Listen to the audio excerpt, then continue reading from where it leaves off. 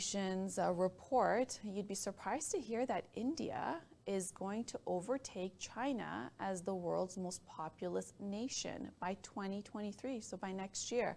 India is expected to become the world's most populous country, beating China, and this is according to the United Nations report, saying that the population is now over 1.4 billion people. And UN's Department of Economic and Social Affairs stated that just by next year that India will be the most populous country.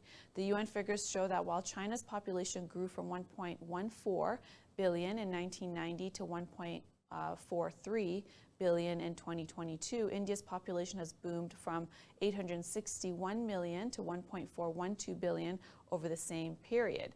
Now, China is facing what they're saying impending population crisis and is expected to have a smaller population of 1.32 billion people by 2050. By then, India's population is projected to hit 1.67 billion people. The world's population is also expected to grow to 8 billion people by November of this year, according to the United Nations report. While global population growth is now at its slower rate since 1950, the world is expected to hit its peak of 10.4 billion people by 2080s. Now, in the meanwhile, the U.S. is expected to remain the world's third most populous country, up to 2050, growing 375 million people, and that is a spot that was shared spot with Nigeria, the country. Now, the report also points out that fertility rates have also fallen worldwide, and that has been an issue. But when it comes to the growing population, it's also explained by the fact that while most people in these areas had babies, each person had fewer children than what was previously the case in the 1950s.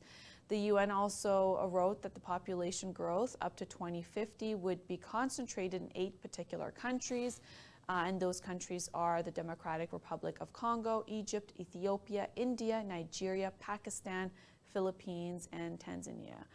The countries that would see their population reduced by at least 20% are Bulgaria, Latvia, Lithuania, Serbia, Ukraine.